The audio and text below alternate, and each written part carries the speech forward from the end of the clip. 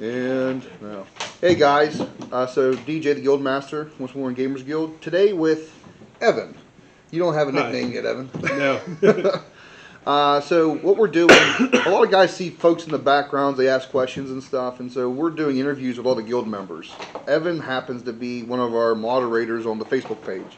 So if you ever see anything that you complain about, see Evan.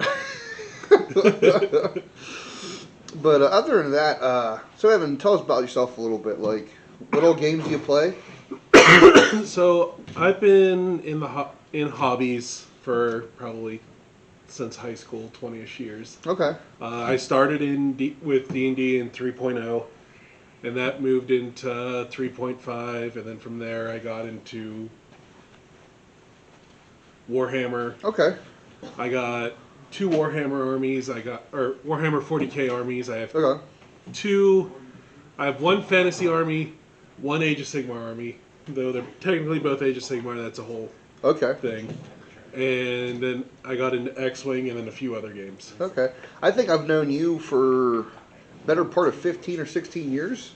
Whenever we play at the old store in Greensburg. Yeah. The old Bill and Waltz, I think. Actually, I just looked that up. It's been like 12 years. Is it 12? Yeah, I've only been playing Warhammer for 12 years. Wow, it seems longer than that. Yeah. It really does. Yeah, I got in from Mike Jury and Ducky. Okay. And them. Nice. So, what armies do you play for 40K? So I have an Orc army that I've basically started with and expanded forever.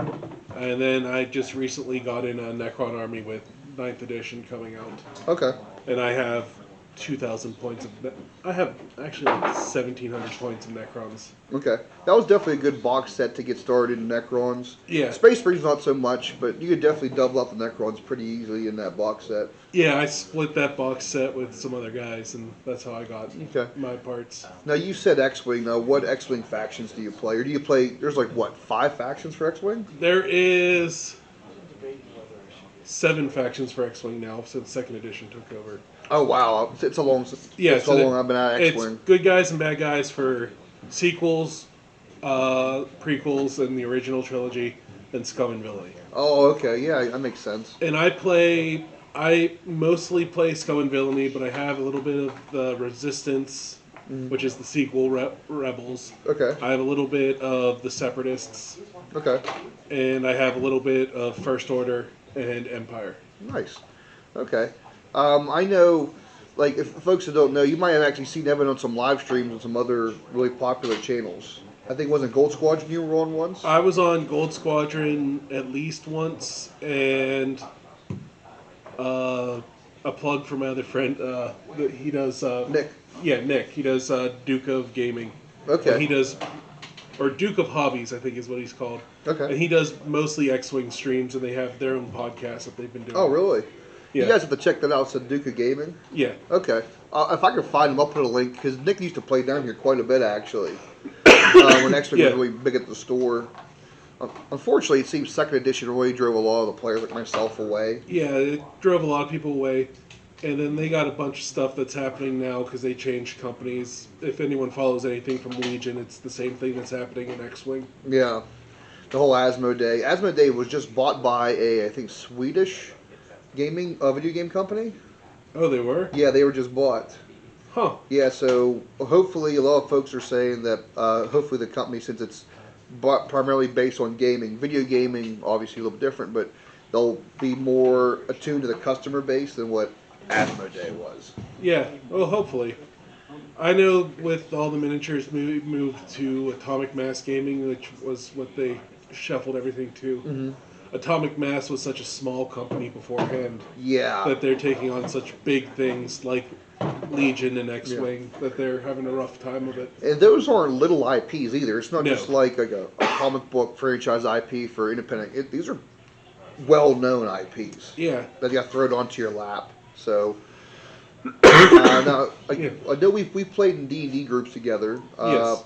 Primarily, you're more of a Pathfinder guy than a D&D guy, aren't you? Yeah, so I like 5th edition. Truthfully, there's not an edition that I've played that I don't like. Okay.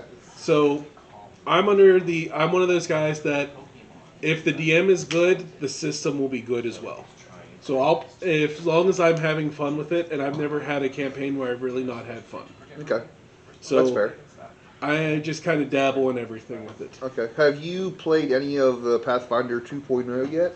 I have not touched second edition Pathfinder stuff. Okay.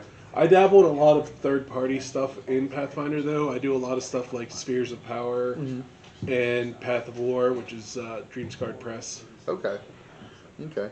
I guess for going back to like role-playing games, what's your favorite class to play as? Or do you just like mixing it up? Actually, I like Cleric. Okay. I like being a good aligned Cleric. Okay. Nothing wrong with that. Like, definitely, there's so many different games to play. Yeah. Like at the shop right now, some groups are playing Pathfinder 2.0, and they're just getting into it, so they haven't really given a good idea of what the system's like. Yeah. As far as games go, probably what's your favorite game to play casually? And I imagine what's your favorite game to play, maybe a little bit higher competitive level? So my favorite game casually is, it's a mix between, I'd say 3 right now. Okay. Warhammer 40k. I'm really liking the new kill teams. I'm sad I didn't get to play more games of it, but I've been enjoying it so far. Yeah. And the Warhammer Underworlds. Okay, Underworlds was definitely, I liked it a lot. The only problem with our shop, you'll find, like you see some of our videos, everyone's attention span is that of a chipmunk. Oh yeah, no, we rotate. So we do all of these miniature games on Tuesday, and we rotate like on a monthly basis on what everybody's playing at once. Yeah. Like we'll always have a little bit of 40k going. As long as somebody's trying, we'll have at least one game a week of that. Yeah. But then we'll have Warhammer Fantasy, we'll have Age of Sigmar, we'll have Underworlds, we'll have X-Wing, Legion, Armada, and then DJ just brought in all the historical games and BattleTech.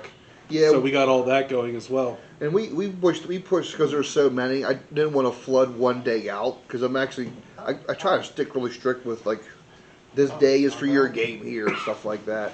I moved a lot of that to Wednesdays, so it doesn't really interfere with table space in the shop.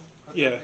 So we kind of play a little bit of everything, but the game that I'm the most competitive in is X-Wing. Okay. Which I've gone to the Nova Open and I've made the cut. I've gone to the Nova Open 4 times, made the cut twice. Okay. That's what's really impressive because the Nova Open, I think that's what, Nationals? It's a Nationals, but it's a 256 person tournament. Yeah. So it's the 2 of the years it was Nationals, and then they made it some weird thing where they didn't have Nationals anymore. Okay. But but I've traveled to a bunch of different places to play X-Wing. I've gone to DC, I've gone to Philadelphia. Well, there's that one time me, you, and Christian, actually a large portion of us went to that one qualifier, I think, down in DC. Yeah, we went to a regionals down in DC. Yeah. I think you placed rather decent in that one.